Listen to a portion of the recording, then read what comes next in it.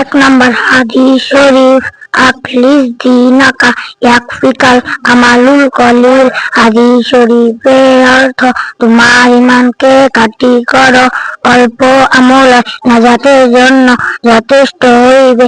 দুই নম্বর হাদিস শরীফ খয়রুকুম মান তাআল্লামাল কুরআনা ওয়াল্লামা। হাদিস শরীফের অর্থ তোমাদের মধ্যে সর্বোত্তম ওই ব্যক্তি যিনি কোরআন মাজিদ শিক্ষা করেন এবং অপরকে শিক্ষা দেন। তিন নম্বর হাদিস শরীফ তলাবুল ইলমি ফারিদাতুন আলা কুল্লি মুসলিম। হাদিস শরীফের অর্থ যিনি ইলম তলব করা প্রত্যেক মুসলমানের উপর ফরজ। চার নম্বর হাদিস শরীফ আত-তুহুরু শাতরুল ঈমান। হাদিস শরীফের অর্থ পবিত্রতার ঈমানের অঙ্গ। পাঁচ নম্বর হাদিস শরীফ মিফতাহুল জান্নাতিস সালাহ। হাদিস শরীফের অর্থ পবিত্রতার ঈমানের অঙ্গ।